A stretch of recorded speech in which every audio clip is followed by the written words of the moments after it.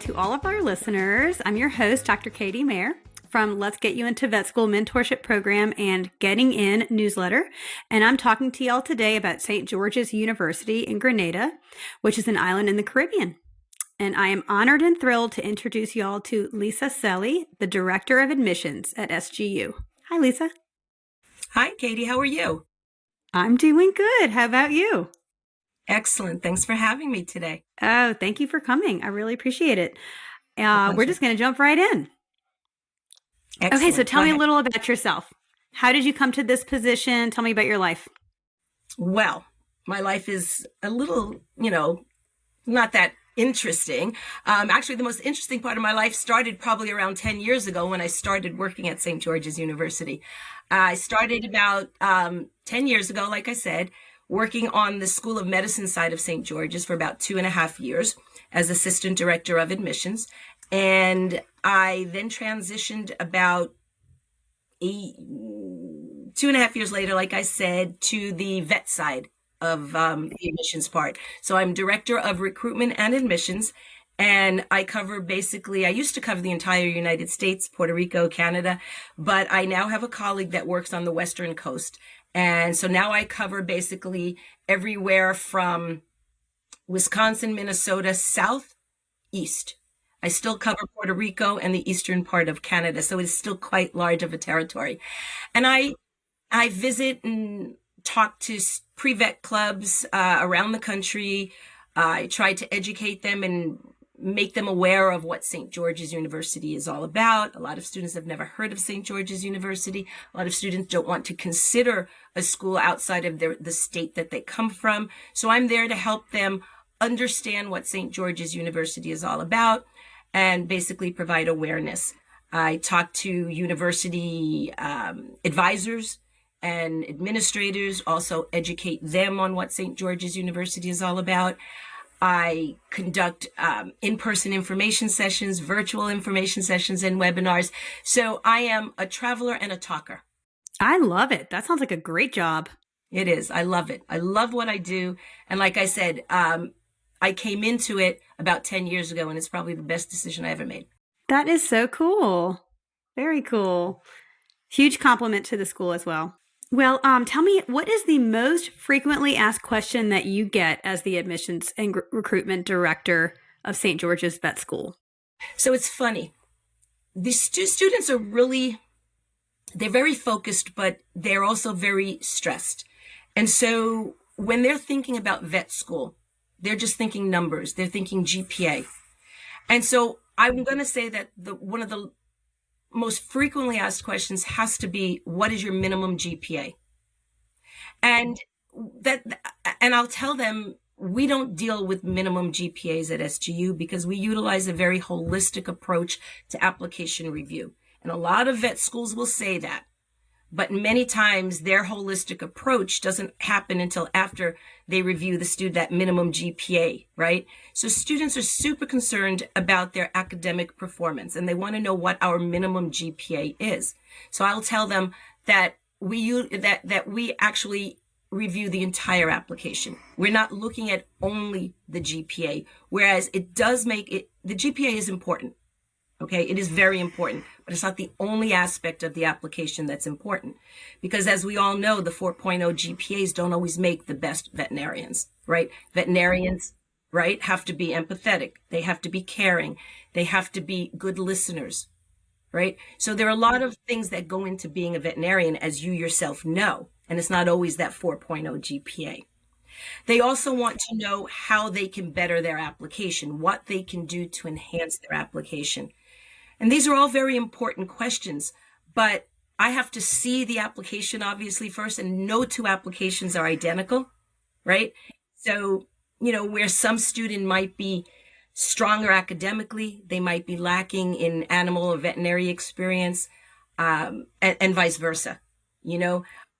Often I will tell students it's important to be themselves, be true in their application, be humble in their application, but also try to showcase and highlight as much as they possibly can about who they are and why they would make a great vet. Right. And that's tricky. That's hard. They don't want to brag. and they don't want to come across as braggadocious or entitled, I guess, because they have all this experience or this GPA. But it's a fine line. But I do feel like, the average student that's applying that I've met and talked to, they always ask me the same thing. Like, am I going to hit the minimum? And I know it's holistic, but, like what really matters. And y'all walk a, it's hard. What you do is really hard because, like you said, the 4.0 vet students, they weren't that personable. And you need those skills. You need strong communication skills. You know how to, as a vet, and you know that, right? You need to know how to work in a team environment, how to talk to people at different levels. And I'm not saying that the 4.0 is, you're going to get denied from vet school if you've got a 4.0 GPA, but it's not only the GPA, all right? And often, I will tell students that at SGU, for example, what we are looking at is academic performance, trajectory, how the student challenges themselves, if they've taken the bare minimum science prerequisites, or whether they've gone above and beyond, right? That's all important, whether we have seen an upward trend or whether we have seen a pretty, downward trend, what the different types of, what the student does outside of the classroom is also important, because that may have affected GPA, that may have affected the number of hours that a student might be able to gain shadowing and working alongside a veterinarian. So all these things are very important at St. George's when it comes to reviewing applications. Yeah, it's a complicated process. It's not easy. It's not black or white. It's everything in between. And that's actually exactly like veterinary medicine. There is very little black and white in, I'm sure, human medicine as well as veterinary medicine. There's a lot of gray. A lot of gray. Whether you like it or not, it's hard to make it very, very clear. And like you said, no two students are exactly alike. And it's human nature to put your application, your GPA, and your number of hours, whatever's quantifiable, next to someone who has the exact same thing and say, well, they got in and I didn't, or something like that. But it's just not like that. It's not that simple. It's not like that at all. I mean, diversity of experiences also. Students will say, well, what can I do? I have 2,000 hours of small animal experience. Is that enough? And I'm like, well, at St. George's University, we also look at diversity of animal and veterinary experiences. So I'll tell students all the time, if you've got small animal experience and that's what you really enjoy, that's great. But at St. George's University, we are not a tracking institution. So we are exposing our students to all aspects of veterinary medicine. So try to gain some type of exposure to bovine, equine medicine, right? If you're interested, right? If you're going to have to take your boards on everything from chickens to cows anyway. And to pigs. I mean, I say that too. So that's the importance of broadening the experiences. And when shadowing veterinarians, I'll also tell students, try to get experiences with specialists, with different types of veterinarians, because, what the small animal clinic might do is completely different from what that farm vet is doing or what the specialist is doing. So it's good to see from all different perspectives. And they don't see it sometimes. So then I'll tell them, look, you might not want to work with horses, but get that initial experience with it and you might find your love.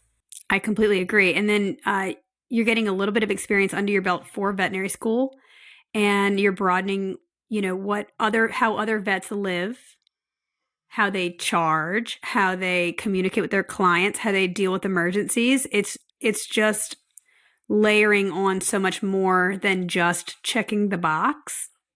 And a lot of times it's out of their comfort zone. But guess what?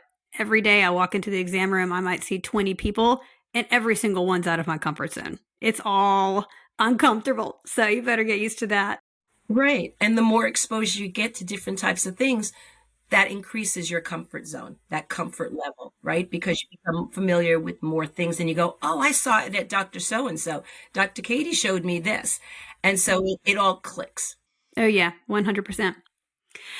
Okay, my next question for you is, what is life like when you're living and going to school on the island? How many years do they live there? How do you do the clinical year? How does that work? Great question. So it's funny, I did a webinar last night, so I'm repeating just about everything. So we are a 4-year DVM program. The first 3 years take place in Grenada, and those first 3 years consist of your basic sciences, your preclinical years. The final year is the clinical year, 48 weeks of clinical rotations at one of our AVMA accredited clinical affiliates. All right, so we are affiliated with over 30 veterinary schools located not only here in the United States, but internationally as well. So our students have the opportunity to complete their basic sciences, preclinical education at St. George's University, and then complete rotations at Cornell University, Tufts University, LSU, the University of Florida, OVC in Canada, right? So there are lots of different opportunities for our students, depending upon what those interests are. So what the student is interested in and the type of exposure they want to get during their clinical year. I like that. Do they get to make their list of preferred fourth year locations? Yeah. So the way it basically works is, ideally, in a perfect world, representatives from all of these affiliated institutions will visit our campus, or they'll schedule some type of a Zoom meeting and talk to our students like in a big college fair setting. They will talk about what makes their program different, unique, why they might want to consider their university for clinical rotations. So essentially, based on that information and how it aligns with the students' interests, they will provide St. George's with their top 4 choices. So they're not just randomly picked, arbitrarily picked. They're thought about so that they come to a very well thought out process, decision. And usually students will get their first or second choice. Oh, wow. That's great.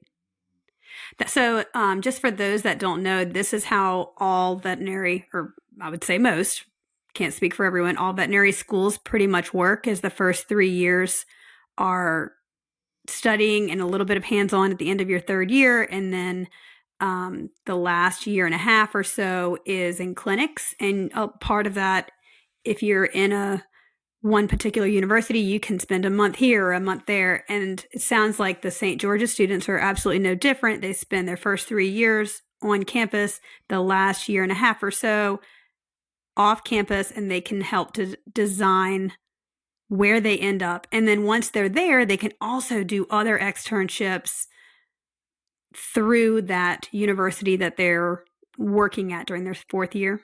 Yeah, they are no different than that cohort of students.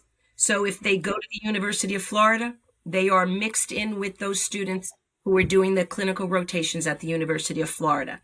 So there should not be any difference or any distinction between the University of Florida cohort and the island student cohort. Right. Yeah. I remember the students that came to join with us, and they were so fun. They were, we were welcoming, and they just jumped right in. And, you have different students in different parts of your clinical rotation, right? So you might have anesthesia for 4 weeks and pathology for 4 weeks, and you and your university kind of figure out your last year's schedule. And so sometimes we would have new students in there. We'd be talking to them about, I asked this other equine vet that works nearby, an hour away, if I could do an externship there. And then they would hear about it and go contact that doctor. So once you are in your 4th year, you have a lot of room to kind of design your own, or at least we did, design our own schedule and externships and line things up for your own interests. And I love that, first of all, I just love that your school is in the Caribbean, because I know that there are probably challenges to live there year round or most of the year. But I'm the kind, I like to jump and live as the locals live for a while. For a summer, for a year. And so I like the idea of moving somewhere for a certain period of time. I've done it myself several times, and living like the locals live, and being in a classroom setting with people from all over is so enlightening, and it really like changes your life, and there's probably not many students from Grenada. Correct me if I'm wrong. So most are from all over. So you're making friends with all sorts of people from all sorts of places. Yeah, so it's really a very unique experience going to school at St. George's University. Once in a lifetime experience, to be honest. And we are a very diverse community. So, if you go, and I'm not saying that it's bad, one way or the other, but you go to St. George's University and it's diverse in that we have students from all different states within the United States. We have students from Puerto Rico. We've got students from Canada. We've got students from 15 other different countries worldwide. So we are a very diverse demographic at St. George's University. And that's the vet school. We're not even talking about the School of Medicine, because the School of Medicine is also located on the same campus. So we are a full university on our true blue campus in Grenada. School of Medicine, School of Veterinary Medicine, School of Arts and Sciences, and we offer graduate studies programs. So, the diversity of our campus is vast. But not only in terms of, the diversity, the demographic diversity, it's also the diversity of veterinary interest. So students are interested in large animals, small animals, farm animals, exotics, wildlife. You name it, our students are interested in it. So very, very diverse community. So because our students come from all over the United States, they're meeting people from all walks of life and all different backgrounds and interests and ways of doing things. Students coming from China, Korea, Australia, South Africa, the UK, they do things differently. They think differently. So you bring all these people together and it's a wonderland, so it's a cornucopia, right, of people and interests and ways of doing things. So it's a very different type of an experience. It opens the students' minds to what can be and what they can be. And sometimes they don't even realize it, the potential that they have. And by going to a university like St. George's University and meeting people and professors from all over the world, the opportunities are endless. They are, and especially if you keep an open mind. Right. And that's what's important, the open mind. You always have to say yes to these opportunities. And like you said, like seeing life through the eyes of someone from a totally different area of the world and how they have dealt with this problem, how they've handled these cases. And it's huge. It really magnifies your opportunities when you go to a school like this, let alone the fourth year, because then you can choose where you want to go. That's incredible. You can choose a totally different area of the world that you never would have considered, and then you can move again after that, of course, like most do. So, I know a Canadian, well, she's graduated last year already, but we stay in touch. And she's from Toronto, the Toronto area. And she did her clinical year in Edinburgh. And now she's back. Yeah. And now she's back in Canada. So she just, loved that experience, that international experience, and she wanted to continue it. And she did it there. Australia, they can do clinical rotations at Murdoch. Oh my gosh. It's incredible. What an opportunity. I would have loved to do my last year somewhere cool like that. I really would have. Imagine, right? So there's so many different opportunities out there. But the transition is not always easy.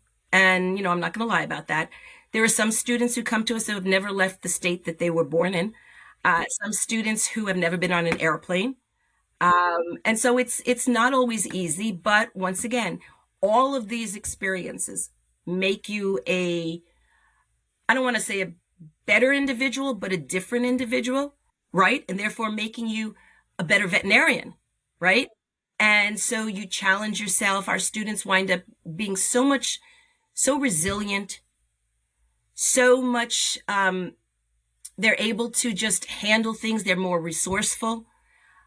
They like to take on different types of challenges. Those students who might have felt that they were more introverted have become more extroverted. And the SGU family, the students wind up becoming SGU family. Oh, yeah, definitely.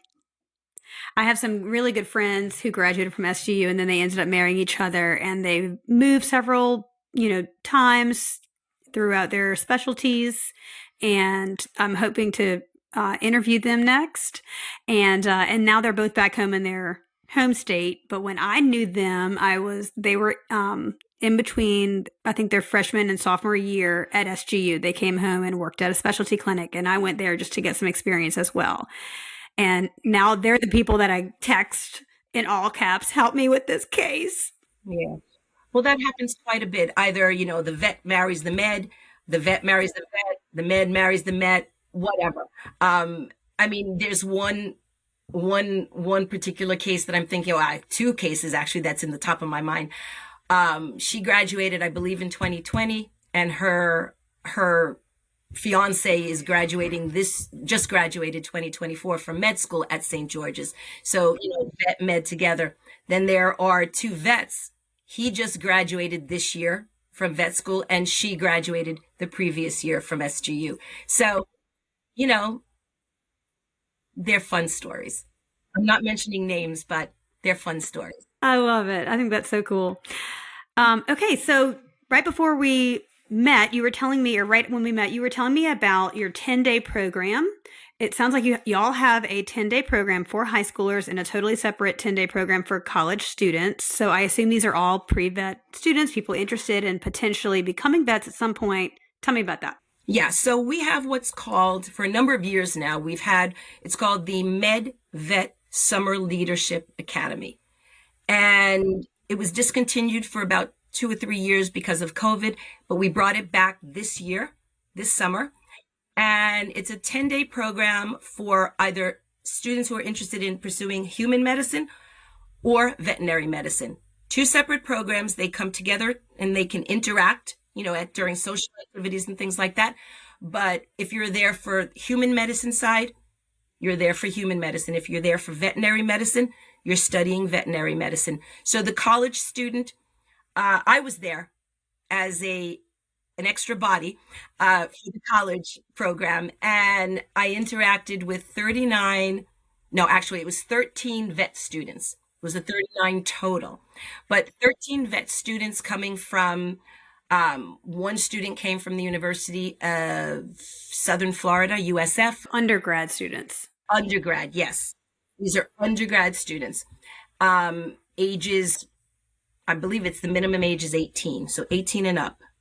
And there are labs, there are simulation labs, there are learning how to suture and bandage live animals, right? So you're not suturing live animals, you're learning how to suture, but you're learning how to bandage and manage with the live animals like dogs. So students would bring in their dogs, hands-on, exactly. And it was very, very, the anatomy lab, right? So, and ultrasound, and there were case studies that they had to present. So there was, right, we went to farms. So 2 farms. We had sheep, we had goats, we had chickens, we had pigs. We had a vet Olympics.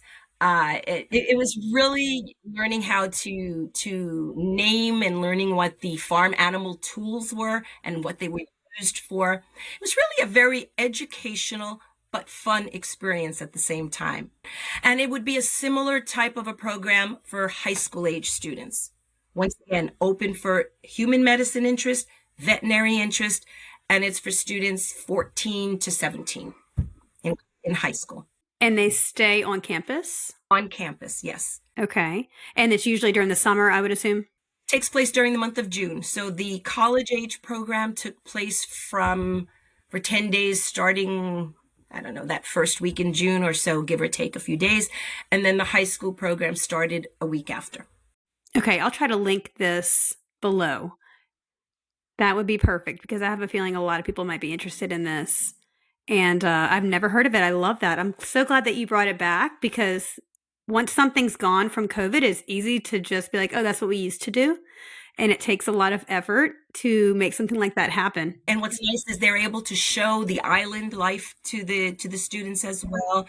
And it sort of makes them see firsthand what what physicians and or vets do. that they can get a better understanding of what the job entails instead of I love animals. I want to be a vet. Exactly. That is always my number one recommendation for anyone that is usually in my exam room saying, I want to be a vet. That's what I want to do. And I'm always like, go get a job, go shadow a vet. Let's make sure that this is exactly what you want before you just sign up. And I mean, all of my students that I talk to, they all have incredible experience. So they know.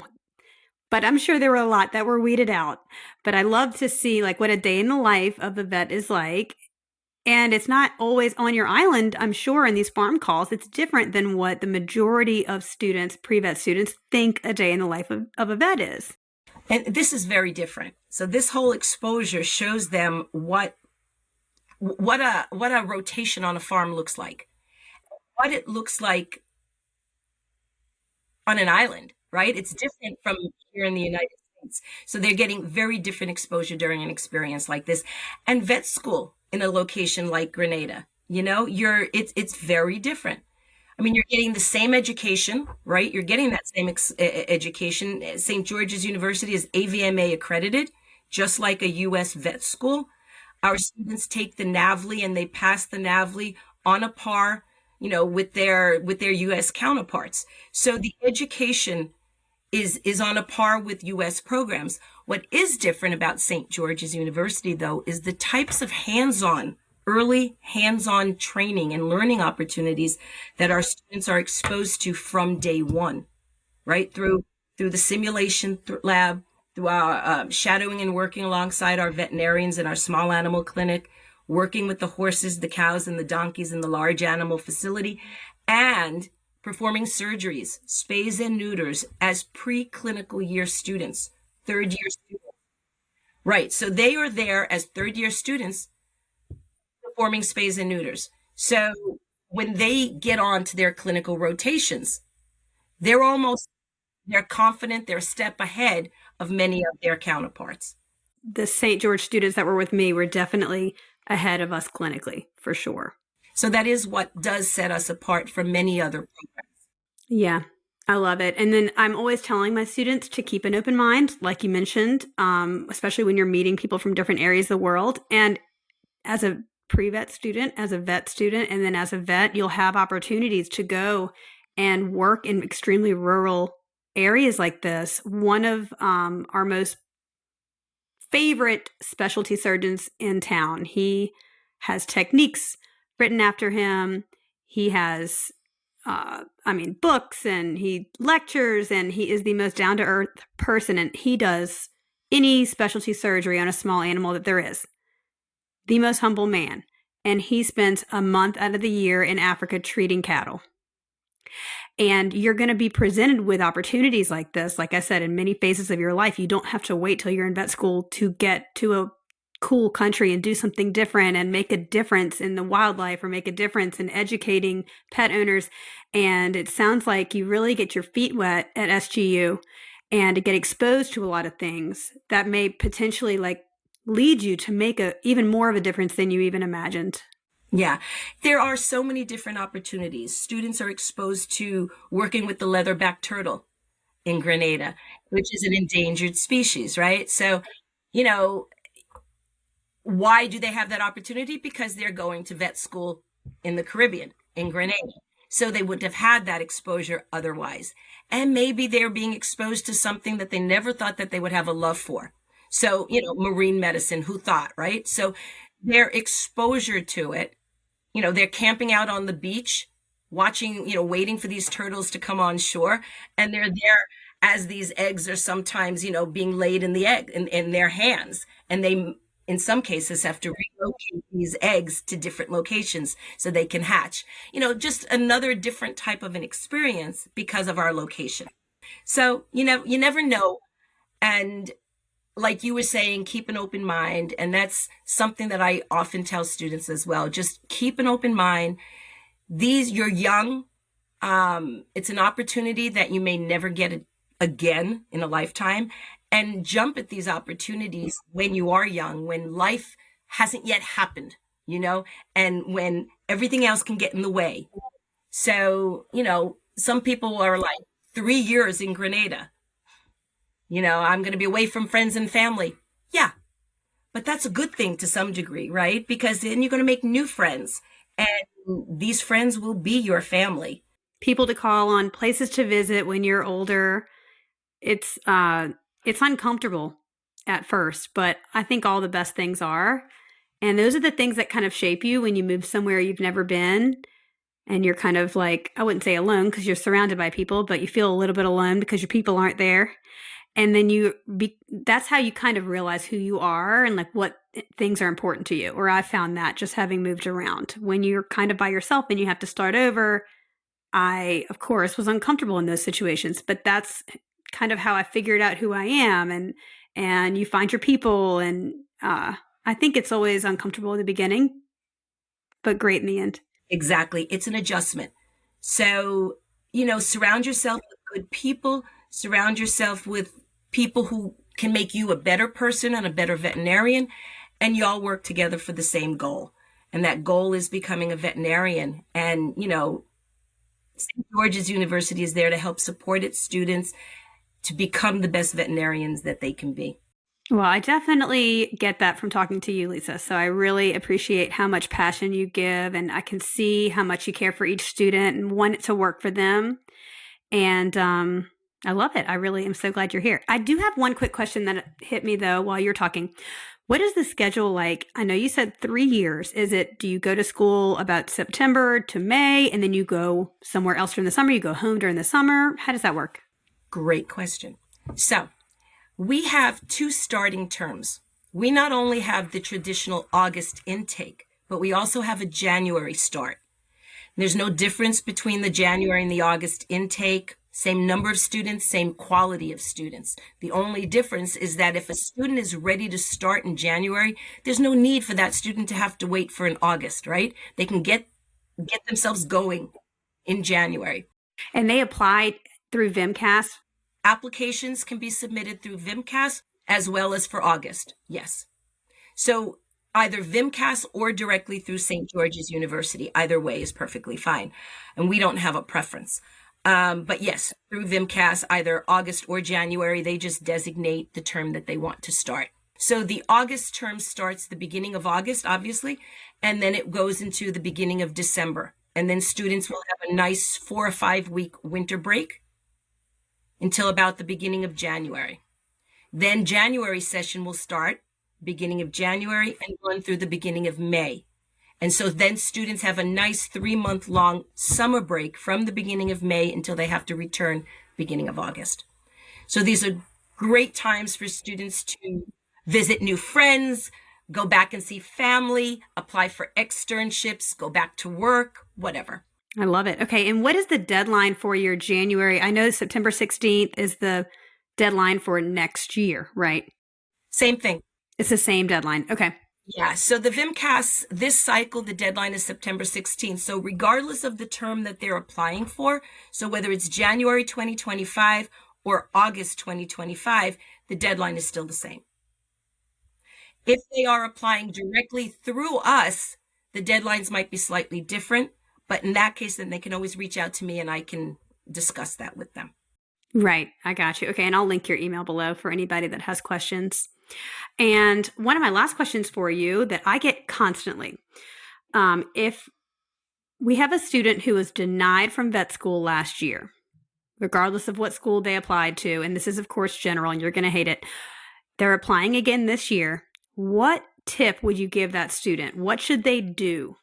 Yeah, it's a tough question because like I was mentioning in the beginning, every application is different. The reason that one student might be denied, not offered a seat, is completely different for that reason for the other student. It could be academic.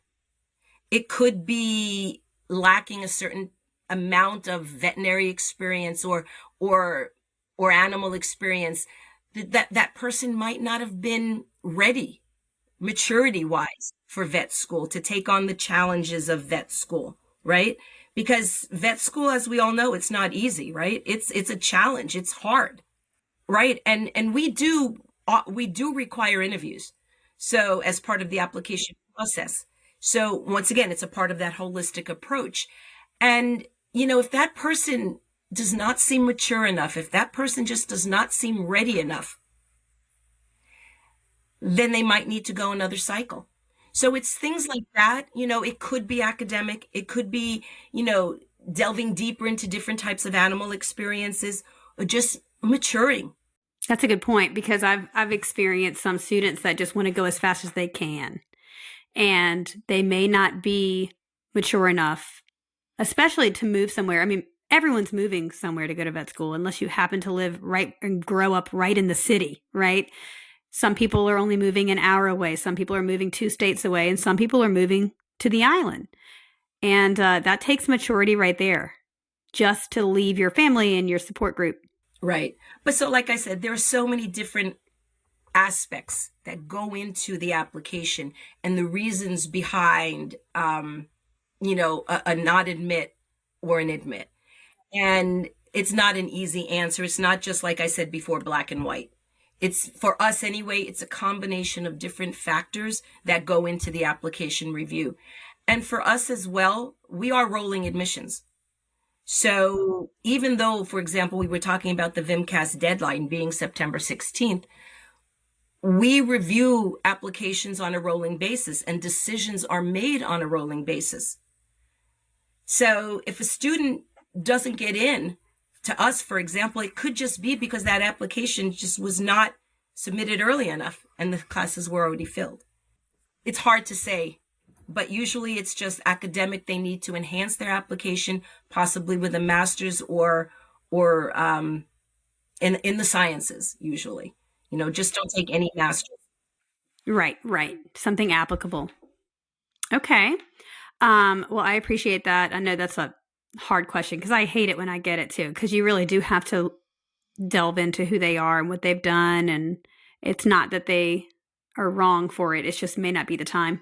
It might not be the time. Exactly. And there are students, as we all know, that go 3, 4, 5 cycles until it finally hits. And it might just be that that person is not ready until that 5th cycle. Yeah, right. And in retrospect, they usually are grateful for all the experiences and all the time they had when they were denied, even though it might have been heartbreaking. And of course, no one wants to hear it right then. But I usually do hear that, I think I am in a better place. I think I am more ready now. And I'm so glad that I got X, Y, and Z experiences and met so-and-so and things like that. So a lot of people do say that. So yeah. So, they don't realize it at the moment, but in retrospect, it's been beneficial. Amen. Okay. And then my last question for you is just a fun one. What is the best place you've traveled? It sounds like you travel a lot. Well, domestically, yes, I do travel a lot. I travel to a lot of little cities, and I enjoy them all. I don't get to explore many of them, but I've been to Louisville. You're supposed to say it Louisville, right? Yeah, I was there last year for the APVMA symposium. That was really fun. I've been all over. I've been to Niagara. We went there for an advisor conference. I've been to UC Davis out there for their conferences in Texas as well. All beautiful, beautiful locations. Internationally, in Puerto Rico. I've been there recruiting in Puerto Rico, and I've traveled the entire island. Canada is gorgeous as well. I've been to Toronto and Montreal for recruitment purposes. All beautiful, beautiful locations. I have gotten my share of traveling. Internationally, I don't recruit internationally other than in Canada, but I used to live in Brazil. Does that count? Oh, cool. That definitely counts. How cool is that? Yeah, I used to live in Brazil. So Brazil's a beautiful, beautiful, beautiful country with a lot to offer. And we actually have students from Brazil at St. George's University. But in terms of a different, that's why I understand what it is like to go and live in a different country. Okay. And how there are, different way of doing things, different way of thinking from my experience living overseas. So I love it. Cool.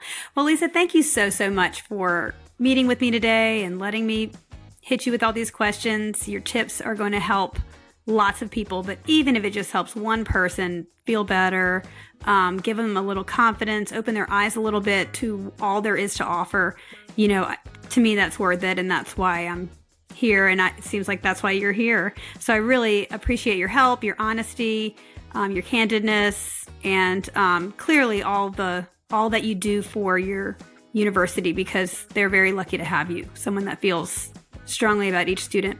Thank you, Katie. I appreciate the opportunity. And if there's anything I can do for anybody, please send them my way. I'm happy to help. Okay, I'll put all your information at the bottom. And I want to thank anyone and everyone that's listening today. And we will see y'all soon.